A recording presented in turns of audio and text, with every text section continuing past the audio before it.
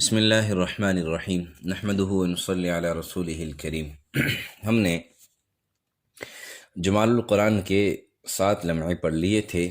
8واں لمحہ آج ہم پڑھیں گے انشاءاللہ۔ 8واں لمحہ ہے را کے قواعد کے بیان میں۔ تو یہ بنیادی طور پر سمجھ لیجئے کہ را کے 5 قاعدے ہیں۔ سب سے پہلے رائے متحرکہ، یعنی را پر اگر حرکت ہو تو پھر اس کا کیا قاعدہ ہے، کون کون سے قاعدے ہیں، اس کو کیسے پڑھیں گے۔ پھر دوسری ہے رائے ساکنہ، را ساکن ہو تو پھر اس کو کیسے پڑھیں گے، را ساکن ما قبل متحرک۔ اور تیسرا ہے را ساکن بوجہ وقف اور ما قبل بھی ساکن۔ اور چوتھا قاعدہ ہے رائے ممالہ کا۔ اور 5واں قاعدہ ہے رائے مرامہ، یعنی جس را پر وقف بالروم ہو گیا ہو۔ تو سب سے پہلا قاعدہ یہ سمجھیں کہ رائے متحرکہ، یعنی جب را پر حرکت ہو، رائے متحرک ہو، تو اس کی اپنی حرکت کا اعتبار ہوگا۔ اگر اس کے اوپر زبر یا پیش ہوگی تو را پر پڑی جائے گی، اگر زیر ہوگی تو را باریک پڑی جائے گی۔ مثال کے طور پر ربک، ربما اور رجال۔ ربک، آپ دیکھیں را متحرک ہے، اس کے اوپر زبر ہے، اس کو موٹا پڑھیں گے، پر پڑھیں گے۔ ربما، را پر پیش ہے تو اس لیے اس کو پر پڑھیں گے، باریک نہیں پڑھیں گے۔ رجال، اب را کے نیچے زیر ہے، اب اس را کو باریک پڑھیں گے۔ دوسرا قاعدہ ہے جب را ساکن ہو اور ما قبل حرف بھی متحرک ہو تو پہلے حرف کو دیکھا جائے گا۔ اگر ما قبل حرف پر زبر یا پیش ہو تو را پر پڑی جائے گی، اگر ما قبل حرف پر زیر ہو تو را باریک ہوگی۔ جیسے برق یرزقون، اب دیکھیں را ساکن ہے برقن میں، اور اس سے پہلے با پر کیا ہے، زبر ہے، تو اس لیے اس کو موٹا پڑھیں گے، پر پڑھیں گے۔ یرزقون میں بھی را ساکن ہے اور اس سے ما قبل جو ہے یا پر پیش ہے، تو اس لیے اس کو بھی موٹا پڑھیں گے۔ فرعون، اب را ساکن ہے، اس سے ما قبل زیر ہے، اس لیے اس کو باریک پڑھیں گے۔ البتہ اس باریک پڑھنے کے لیے مزید 3 شرائط کا ہونا ضروری ہے۔ یہ جو فرعون میں را کو باریک پڑھی جائے گی، ورنہ پھر پر پڑی جائے گی۔ فرعون میں یعنی را ساکن ما قبل زیر ہو تو اس کو باریک پڑھنے کے لیے 3 شرطوں کا ہونا ضروری ہے۔ نمبر 1، را ساکن ما قبل کسرہ اصلی ہونا چاہیے، عارضی نہ ہو۔ ما قبل کا جو کسرہ ہے یہ اصلی ہونا چاہیے، عارضی نہ ہو۔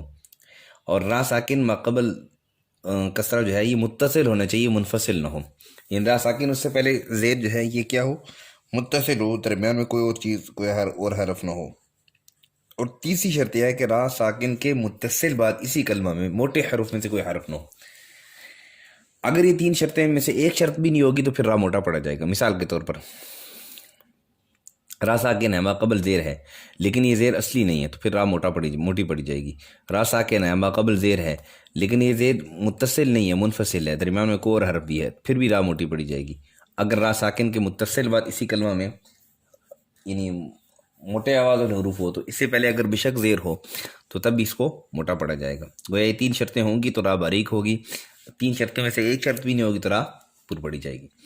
جیسے ارجعو، اب یہ کسرہ عارضی ہے، رب ارجعون، اب یہ دیکھیں نا، رب ارجعون، اب دیکھیں یہ را اور با کے درمیان را ساکن ہے لیکن کسرے والے حرف کے درمیان الف ہے، اس لیے کسرہ منفصل ہے، یعنی کسرہ متصل نہیں ہے۔ اور اسی طرح اس کی موٹی واضح حروف کی تو قطاسین، اب دیکھیں را ساکن ہے، ما قبل زیر ہے، لیکن اس کے متصل بعد کیا ہے، تو موٹی واضح حروف میں سے ہے، تو اس لیے اس کو موٹا پڑا جائے گا۔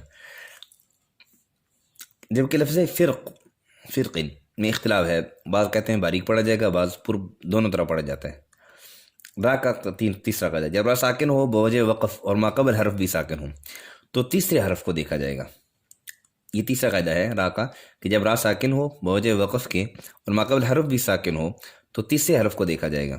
اگر اس پر زیر یا پیش ہے تو را پر ہو، زبر یا پیش ہو تو را پر ہوگی، اور اگر زیر ہوگی تو را باریک ہوگی۔ جیسے والفجری، اب دیکھیں نا والفجر، اب را ساکن ہے، ما قبل حرف بھی ساکن ہے، تو اب اس سے پہلے والے حرف کو دیکھا جائے گا، تیسرے حرف کو۔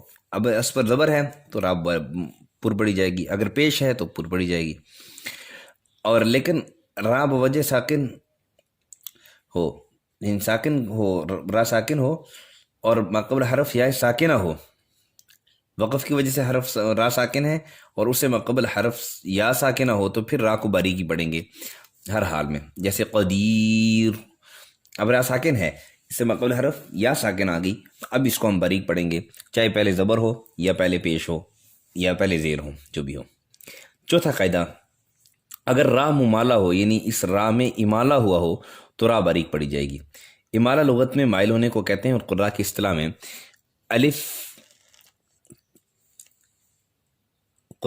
میں یا کی طرف اور زبر کو، یعنی زیر کو یا کی طرف اور زبر کو زیر کی طرف،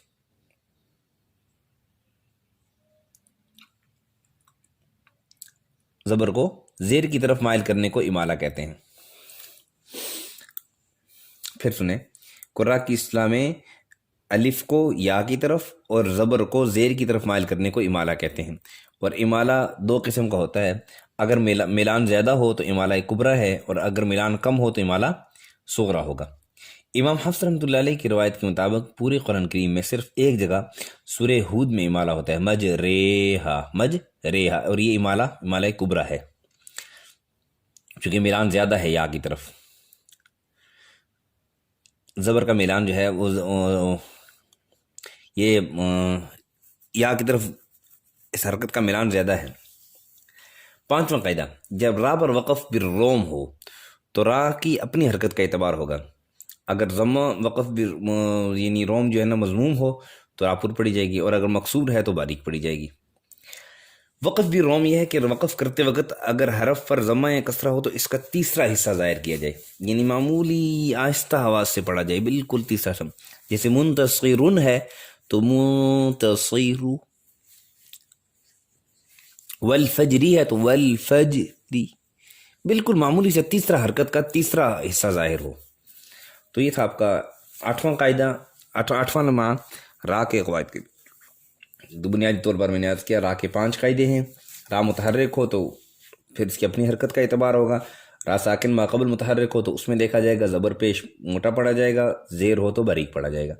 را ساکن بوجہ وقف ہو، ما قبل بھی ساکن ہو تو اس میں دیکھا جائے گا تیسرے حرف کو کہ اب اگر وہ وہاں پر بھی زبر ہے یا پیش ہے تو موٹا پڑا جائے گا، زیر ہے تو باریک پڑا جائے گا. البتہ ایک صورت میں باریک پڑا جائے گا کہ جب را ساکن بوجہ وقف ما قبل ساکن بھی ہو.